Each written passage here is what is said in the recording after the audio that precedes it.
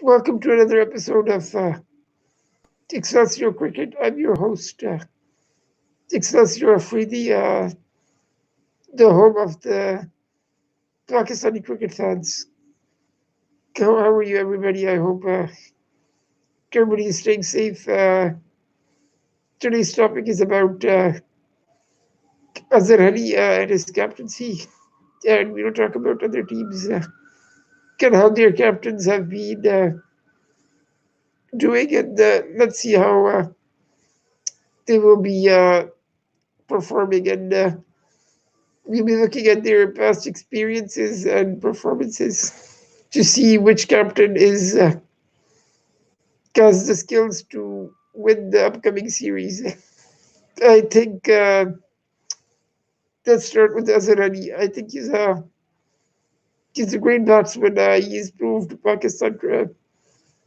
the Pakistan fans that he can bat in difficult situations.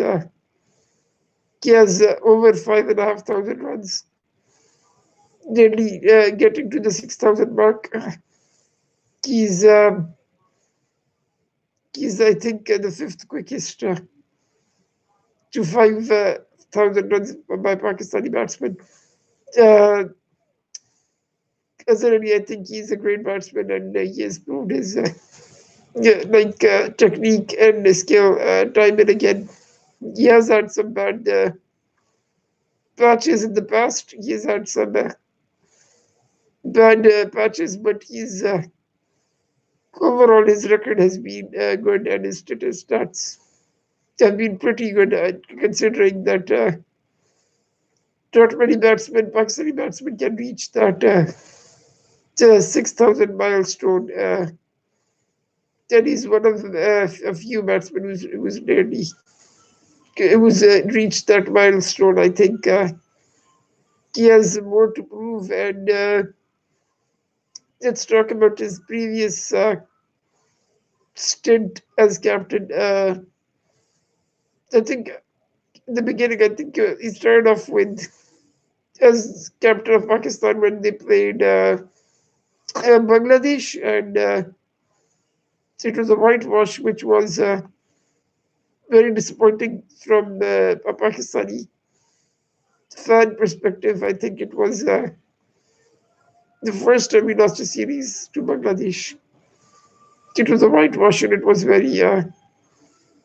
It wasn't good to be a Pakistan fan. Then I think he's after that they went on to play Sri Lanka, and we won the series there after 9 years to qualify for the Champions Trophy.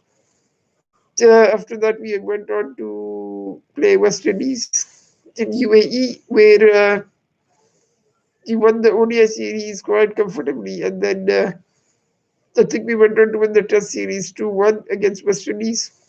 Then I think against Zimbabwe, he won a ODI series in Pakistan. And that was pretty good. But to be honest, I think playing a team like Zimbabwe wasn't really impressive because you expect to beat a team like Zimbabwe. No offense to any Zimbabwe fans, but in recent days, Zimbabwe cricket has been really abysmal, and it's been poor. The quality of cricket they've played has been very poor, and, and then I think those are a few of his uh, matches as captain. I think it wasn't a. I mean, it didn't affect his batting. I think if you look at his stats, he performed consistently throughout those years as captain. I just think it was unfortunate that he couldn't contribute towards the Pakistan series win in a massive way. I mean, we couldn't beat Australia, and recently as well. Last year we couldn't beat Australia. And previously, when I think we went to Australia before, he did score a double century in Melbourne, and he was the only Pakistani, the first Pakistani to score a double century at Melbourne, which is a great feat. I think he's an amazing player, but it didn't show in his captaincy. But I think this is an opportunity for Azhar Ali to prove that he's not just a great batsman, but he can also become a great leader and can lead Pakistan from the front and hopefully win the series with great with great with great style. I think it's going to be good. Uh, let's come to his style of captaincy. I think it can be defensive, to be honest, but I just can give him one advice. He should go with an attacking mindset. I think Pakistan will benefit with the attacking mindset. If you in his recent article from I think it's on Cricket Info. In his recent article, he says that Pakistan is looking to keep their fitness levels up, and they've kept a pact with the team that if we keep our fitness levels high, we shouldn't have a problem in this series. And he's backing the players with their skills and skills and talent. I think it's going to be an interesting series, and I hope that Azhar Ali can prove us all wrong, and we shouldn't compare him to his previous stint as captain. I think it was unfortunate. Then the success rate wasn't so good, but hopefully in this upcoming series he can change his captaincy style and prove to us that he can adapt to any situation and then he can take the pressure. So let's come on to Ben Stokes as captain. As I mean, we've been hearing in the media that he might take up the captaincy in replacement of Root, as Root is he's a little busy with his personal life. I think he's expecting a child, so you won't see him in the West Indies series. I'm not too sure if he will be in the Pakistan series, but I think they're thinking of letting Ben Stokes take over his captaincy for the short term. I don't think Ben Stokes has the ability to lead the team. I don't think he's got that maturity to be able to take crucial decisions in the middle, and he is a great batsman and a great fielder. There's no doubt about that. But being a great batsman, a great fielder, does not mean that you can become a great leader as well. It's something you can anybody can build on their talent and become a leader, but it all depends on how he takes things in this series and the next. If you remember, recently they played Team Butler versus Team Stokes. It was a bit of a practice match between the two teams. And you could see that Team Butler were doing pretty well compared to Team Stokes, and it was a draw at the end. But according to the article, it was saying that Team Stokes was struggling, and Jafra Archer and Mark Wood gave their batting a little bit of trouble in the middle, and they lost a few early wickets. So when you look at that, I think it's a good way to rate how equipped Ben Stokes is in handling the pressure and becoming a leader of the team. I don't think I think this is a good example of why I think he's not good enough to become captain and lead the team. Uh, that's Joe Root. I mean, Joe Root, if you look at his captaincy, it's very defensive. He's been criticized in the past from commentators to be very defensive captain. He always is concentrating on stopping the runs rather than go on to the attack. He's been criticized for that.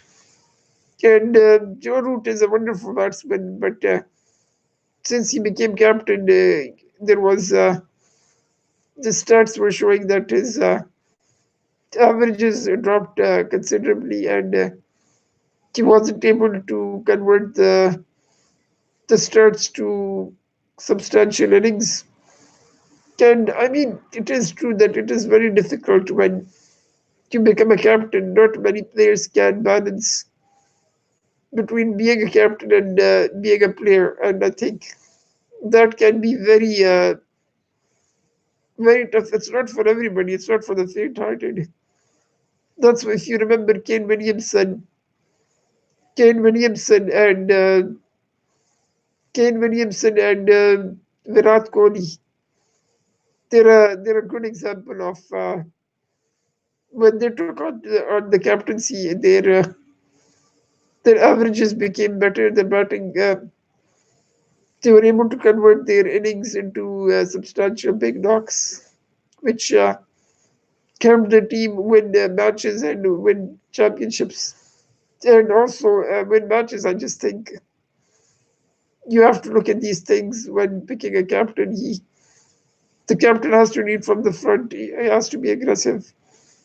I mean, it shouldn't affect somebody's batting. I don't think if you become a captain, it shouldn't.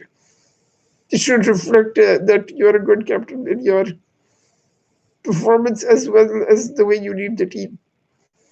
So I'm looking forward to this West Indies England and Pakistan England series. I think we'll see quite a stark difference between the captains. And let's talk about sorry, what's his name? Jason Holder. I think Jason Holder is a good example of a good captain. I think he's not been successful, unfortunately, but I do think he was given this responsibility at a very young age. I think he was about 23, and this was 5 years ago, and there must have been immense pressure on Jason Holder, I think. Unfortunately, he couldn't convert the performances into big wins and help West Indies achieve big things in cricket. But I think he's still growing. He's only 28 now. He has, I mean, 5 years experience.